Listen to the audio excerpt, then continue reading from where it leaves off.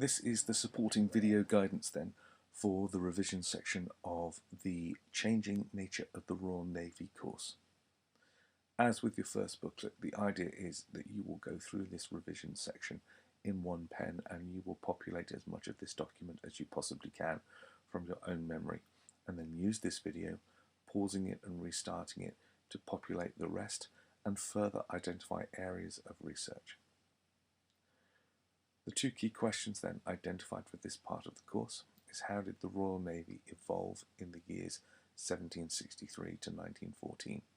So please remember that will be a focus upon technological developments, tactical developments, but also that of continuity, its consistent roles. Remember please, in that respect, the Royal Navy always has a constant policy of defence of the realm and then protection of the trade routes. But then on top of that, depending on the period in which the question is focusing, we have wider responsibilities of exploration, scientific endeavour, and also slavery suppression. And of course the Royal Navy undertakes these roles dependent upon its whether it being peace or wartime, because the Royal Navy needs to justify its roles. And then what were the reasons for the acquisition of key naval bases, and how did these change in the years 1763 to 1914?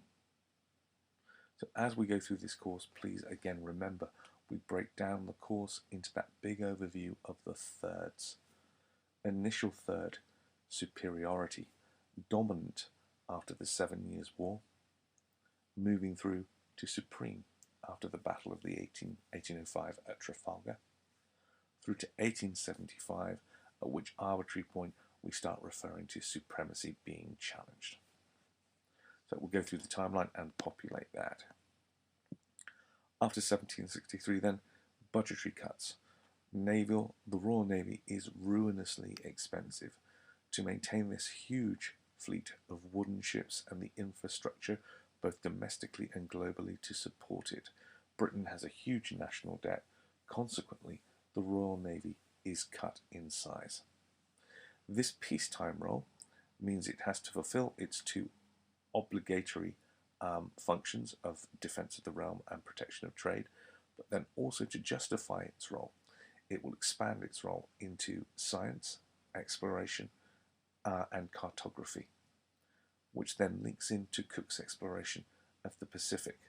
The two reasons behind this mission was the advance of science and the opening up of new territories and possibly new markets for the British, and of course that mercantilist mindset, jumping back to booklet 1, what we own we deny to the French. The Royal Navy in the American War of Independence. Superiority wasn't enough.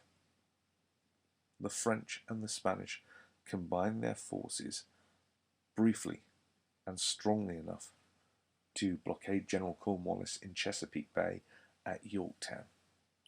The Royal Navy learn here that supremacy must be the goal, but at this point it's also the opening of their eyes for understanding the significance of the power of blockade. If the French and Spanish could have been blockaded into their ports, it would have made Yorktown even less likely.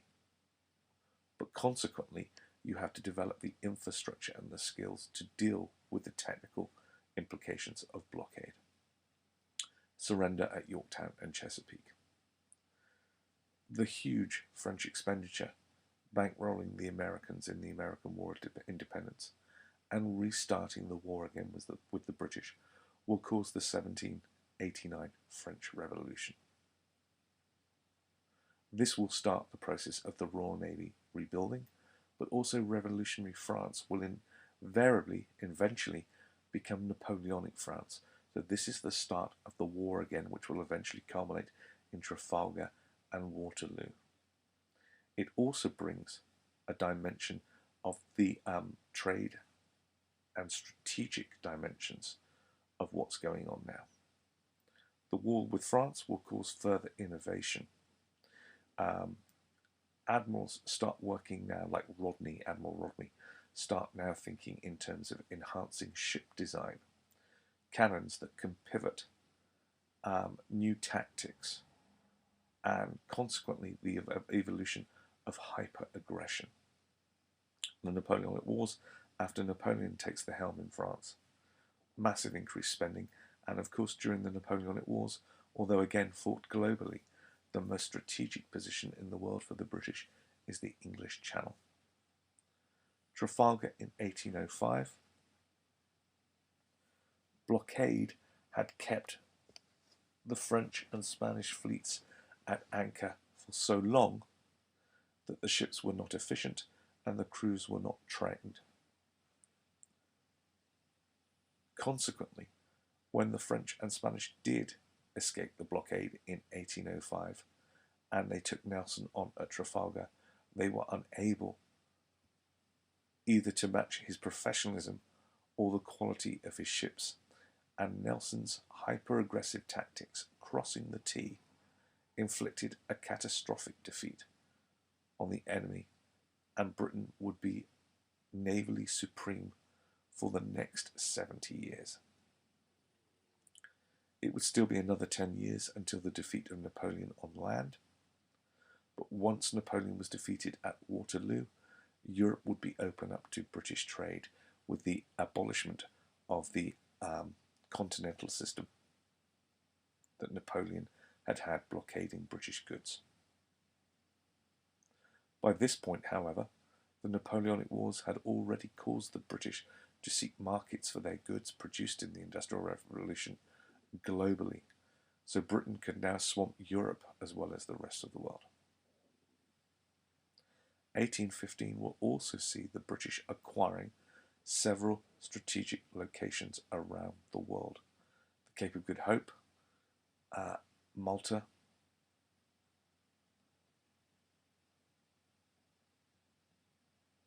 and other locations. The acquisition of the Falklands to control the sea route around Cape Horn, which until the development of the Panama Canal in 1914 was a far more strategic location than it was to become later. The acquisition of Aden in 1839. Please note this is pre-Suez. That would mean that the British are tightening their control on the fastest route to India and China. However, as I said before the Suez Canal, this would involve a land crossing of the Sinai Peninsula. You'd sail from London to Gibraltar, Gibraltar to Malta, Malta to Alexandria, cross the desert, re-embark on a ship in the Red Sea and sail down the Red Sea. Aden will also become a major telegraph position on the global imperial telegraph network. After the construction of the Suez Canal, however, Aden will become even more important. French naval re-emergence. The Royal Navy becomes a deeply conservative institution after the Battle of Trafalgar. Up until the Battle of Trafalgar, it had been incredibly innovative. But in the years after Trafalgar, there is no competition, there is no reason to evolve, therefore it doesn't. Much of the technical innovation in ship design in the 19th century is carried out by countries like France and the United States. The advantage the Royal Navy has is Britain's wealth enables Britain to keep up and then upscale these new innovations, rendering them obsolete remarkably quickly.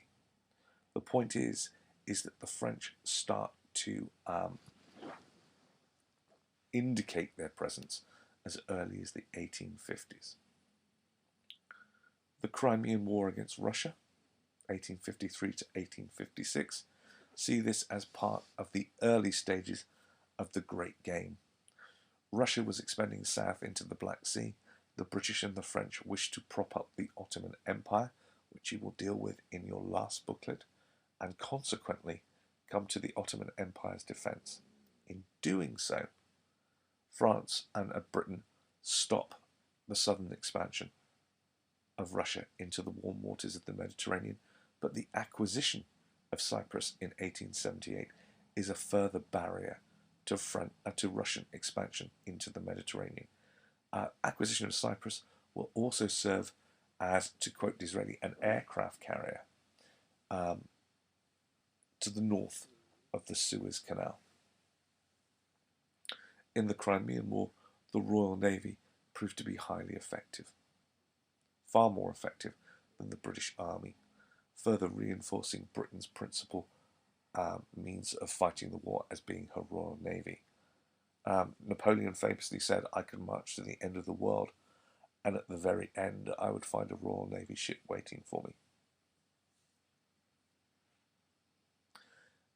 1878 is after 1875, that critical date from the trade course and the acquisition of the Suez Canal. We now move into that phase of the course which we identify as supremacy challenged. It's part of the Great Game, but it now starts to show that Britain is playing geopolitics again, aware that she has other emerging competitors in the world. The Naval Defense Act of 1889 further illustrates this.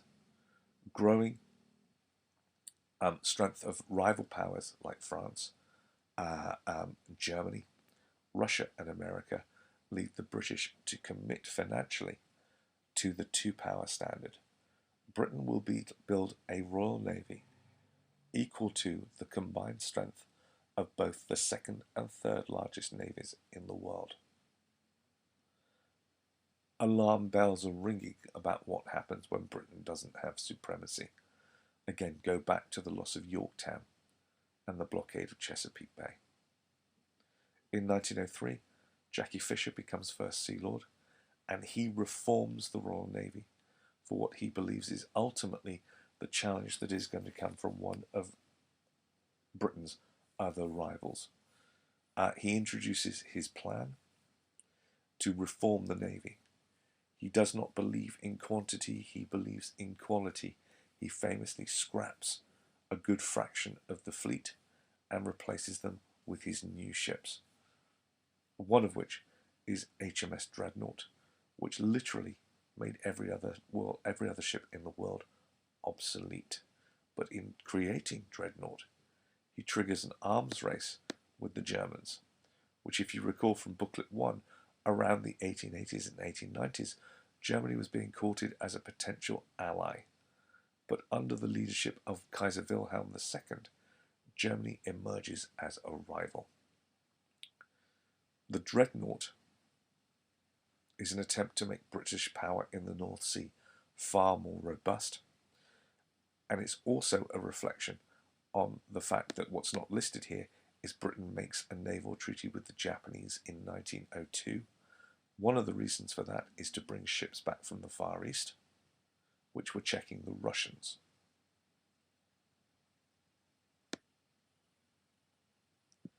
And then we have World War I's outbreak in 1914. And consequently, the Battle of Jutland in 1916, in which, although the British do not triumph like at Trafalgar, what turns out to be a less than conclusive victory turns out to be a strategic one, as the German Navy never sets sail again. To quote Ben Wilson, "The Royal Navy was Britain's instrument in reordering the world in her interests. The challenge here is to mark on the timeline when this was true and when it was not."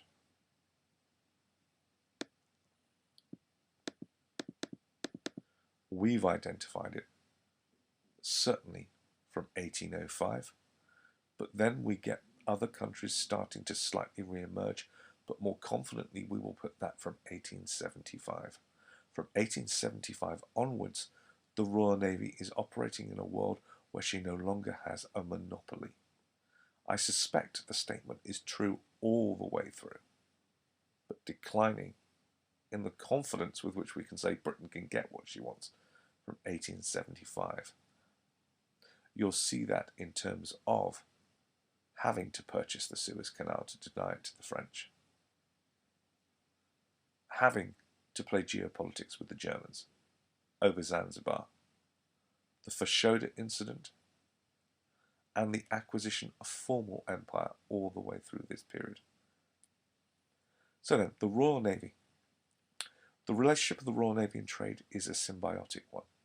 Trade and taxation fund the Navy whilst the Navy protects the trade. In peacetime, the merchant Navy provided the training and employment of the seamen pressed into service during times of war. Britain's trade patterns changed and economic power expanded, so did the Royal Navy.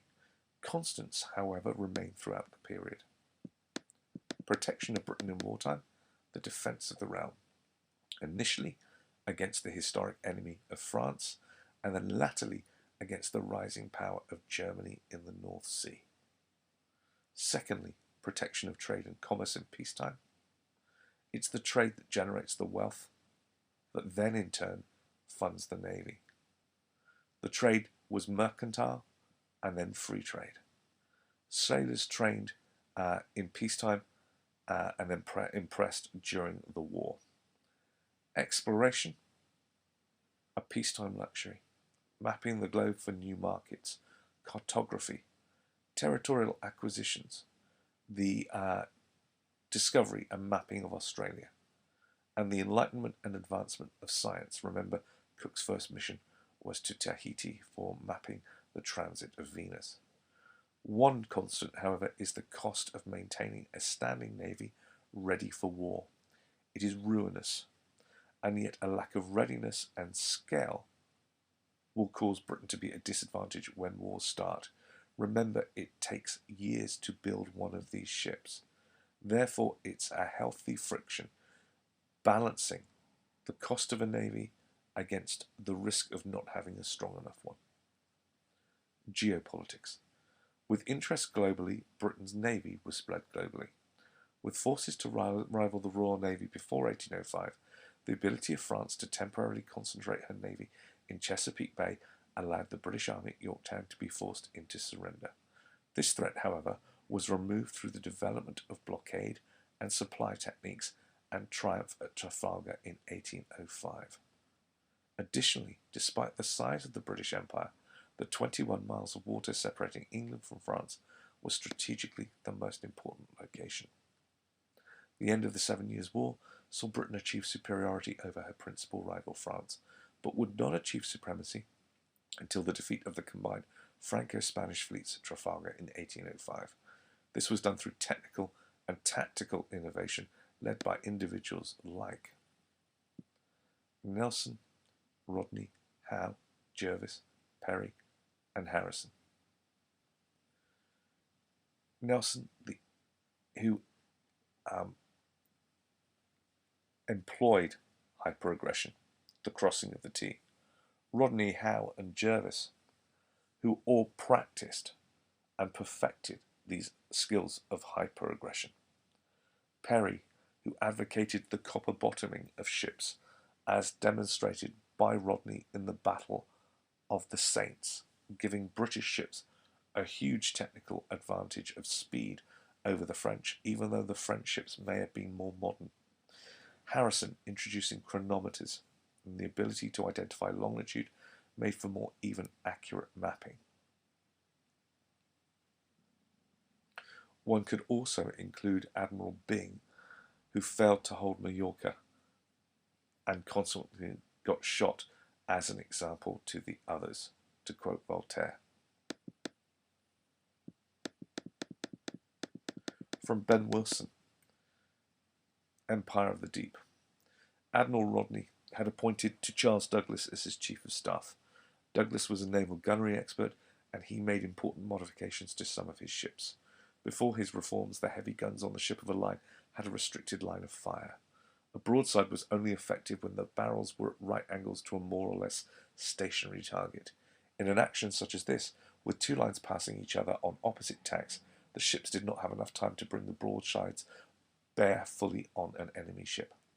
Douglas experimented with the architecture on the gun deck, removing obstructive supporting structures and fixing ring bolts bang in the middle between each gun port so guns could be secured at an angle. The arc of fire of a gun could achieve was now 90 degrees. That meant that a ship could attack several ships simultaneously, or several ships could attack a single ship. Douglas also improved the guns themselves, making them safer and quicker to reload and fire.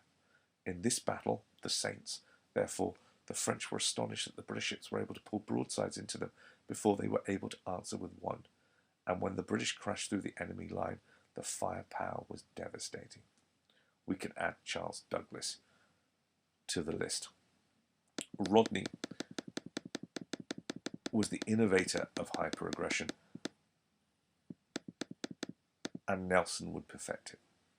British victory in the war, however, was only fleeting and reignited when the French saw an opportunity for revenge in the British difficulties in America, which they successfully exploited at Yorktown in 1781, but not at Gibraltar in 1783, when the British successfully retained the Rock despite an extended siege. The French were itching for revenge after the 7 Years' War. The winning formula of Trafalgar would install in the Royal Navy fixed ideas on how naval warfare should be fought, and turning it into a deeply conservative institution that would have a difficult time adapting to the new innovations and rivalries in the second half of the 19th century. This would be the time of transition from sail to steam. Victory in 1763 would give Britain a superiority she would not lose until the outbreak of World War II. However, the limits of her power were illustrated amply in her defeat at Yorktown in 1781, where, despite having the bigger global navy, the French were able to concentrate and prevail long enough to allow an American victory in its war against Britain. This led to lessons being learnt regarding blockade duties, it being far more advantageous to prevent an enemy putting to sea rather than allowing them to choose the time and place of a battle.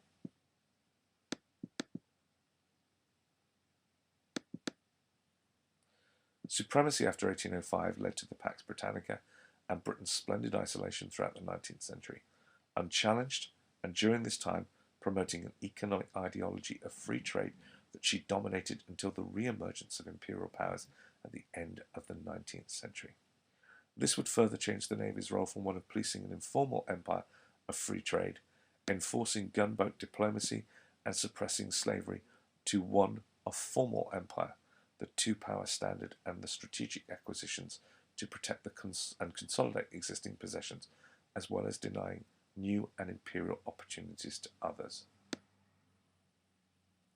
Now, I would guess that this section here is examples of Britain reordering the world in her own interests, abolishing slavery and enforcing the principles of free trade and the laws of the sea upon the world. And Britain did that confidently between 1805 and 1875.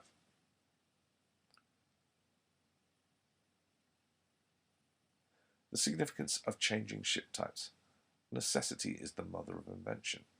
War has always been an engine for innovation. The navy that emerged from the 7 Years' War was one powered by wind and sail, in which size and firepower mattered. Therefore, as bigger ships were built, if size was all that mattered, the navy would have a wide range of ships. The bigger they are, invariably the more modern they were. But the bigger the ship, the harder it would find to operate close into the shore. What were the advantages and disadvantages of traditional broadside tactics? Please read the table and complete. And what were the hyper-aggressive tactics adopted by the British? The crossing of the T. Nelson's tactics. 2 lines to cross the T. Led by him, led by Collingwood. Remember, his style of leadership was one of delegation. Everyone understood the big picture. Everyone was told what to do. Everyone knew each other and knew what would happen and what they were meant to do in a battle situation. Once these ships crossed the T, the captains were told they could do no wrong if they latched onto a ship and shot it up. What were the advantages and disadvantages of these tactics?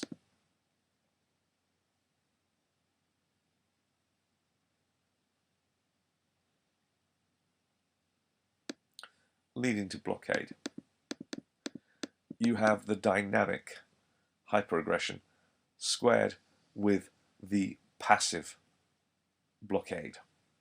Failure to prevent the escape of the French fleet during the American War of Independence allowed the French to concentrate their forces long enough to achieve superiority off the American eastern seaboard. This forced the surrender of the British Army at Yorktown and illustrated the need for the Royal Navy to dominate European waters by blockading enemy fleets in the harbour. This would prevent their freedom to interfere as well as limiting their activity and seaworthiness. The men were not well. The men were not trained. The men had not been to sea when they left to fight the British at Trafalgar. Famously, the gunners, lacking practice, were not even prepared to be below deck when the British crossed the T at Trafalgar, knowing what the British gunners would do to them. In the wars that followed, the Navy's sole priority was to safeguard home waters, defeat its rivals in battles close to the European landmass. Ship types. The Navy operated globally against similar enemies. To be adaptable, they would need a variety of ships to both win the wars and police the peace.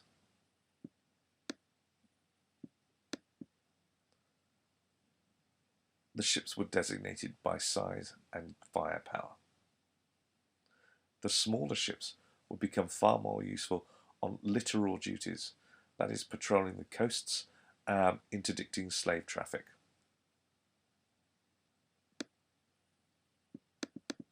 Timeline of the evolving, modernising navies.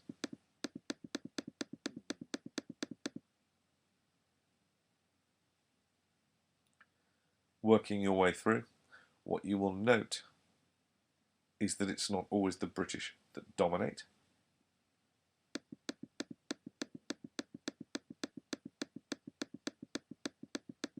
But when the British do decide to innovate, the impact of their innovation is spectacular.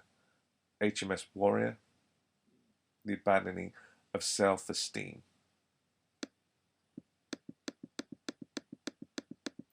Although Britain was able to dominate in terms of naval supremacy, she did not always innovate. If it ain't broke, don't fix it. Why were other nations more innovative? They were starting from scratch. Their navies were sunk at the Battle of Trafalgar. They could watch the British, they could better the British, and they could use the Industrial Revolution to build these ships. During the peace after the end of the Napoleonic Wars, the British were able to massively scale back the size of the Royal Navy, safe in the knowledge that no other rival would be able to challenge her position. This position of security did not encourage innovation, though it did not entirely stifle it. How did the British then use steam power, one of the principal engines of the Industrial Revolution? The Merchant Navy were the first to adopt it. Then the Royal Navy latterly adopted it. HMS Nemesis, 1842, defeated the Chinese in the Opium Wars. Once steam power was proven, it was applied to all newly built ships. It would signal the end of 35 years of low-cost naval supremacy and the beginning of a naval arms race between the major powers. Anyone now who built a new steam-powered ship would probably be building a ship that was more powerful than most of the Royal Navy. It would therefore start an arms race which would culminate in the one between Germany and Britain and the Battle of Jutland in 1915. New technology.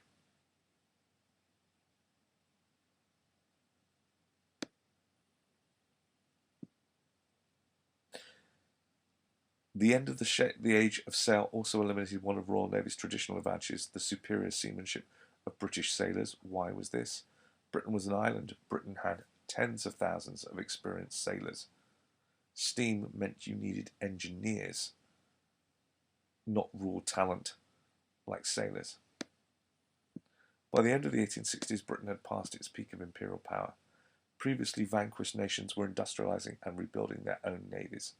Starting from scratch, any fleet that they built would be brand new, whilst Britain's wouldn't be.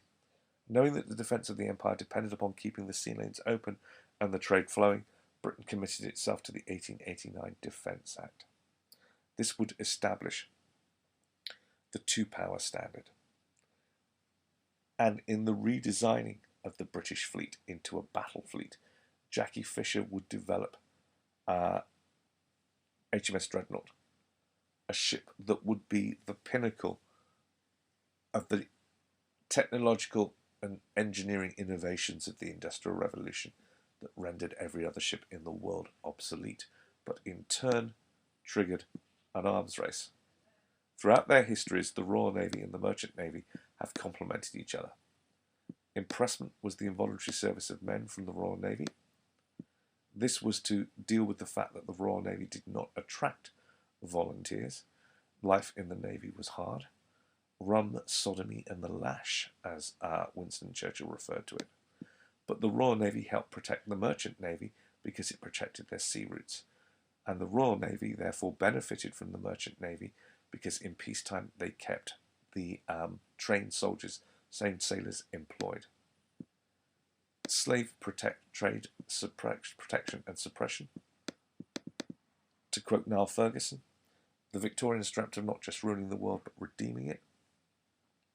The Great Awakening, the religious revival, led to the abolition of slavery in 1807, but then the Royal Navy's intention to suppress the trade in slaves globally. The West Africa Squadron even operated during the Napoleonic Wars to suppress the slave trade. Now, whether this was a moral or strategic or both, I leave it for you. From being the world's greatest slaver, someone flicked a switch in their psyche.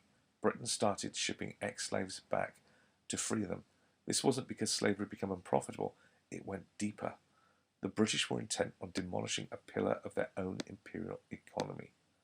The Navy protected and enforced the trade when it was central to Britain's economy, but it would suppress it afterwards.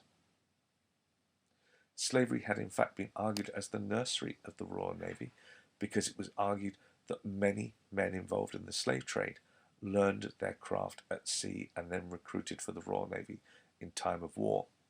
It took William Wilberforce's researchers to prove that this was not true because West Africa, like many areas of the tropics, was the white man's grave.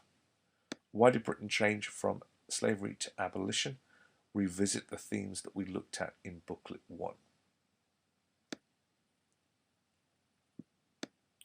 Suppressing piracy. Once the Royal Navy had won victory in the 7 Years' War, and then in the Napoleonic Wars, the Royal Navy policed the seas and therefore suppressed piracy. Now, piracy was a broad term. It went from genuine pirates to slave traders to anyone who didn't comply with British rules. The case study you need to know is that of the attack on Algiers. After the end of the Napoleonic War in 1816, the British turned on their former pragmatic allies, the Beys in Algiers. Needing both bases and supplies in an otherwise hostile Mediterranean, the British had tolerated the actions of the Beys in Algiers. After the war ended, British policy changed, with an amphibious operation carried out against Algiers to neutralise it as a threat. Captain Cook would be employed in peacetime, a role of exploration, annexation, taking over places, science and mapping. You'll need to know his 3 voyages and the purpose of each.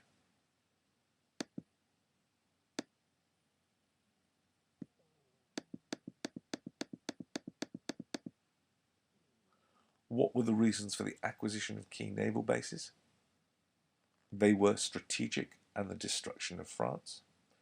After that, it was for police duties, anti-slavery, anti-piracy, and exploration. And then afterwards, it becomes, after 1875, the purpose of which becomes the protection of Britain's existing territories, as Britain moves from an informal and small empire to a massive and formal one.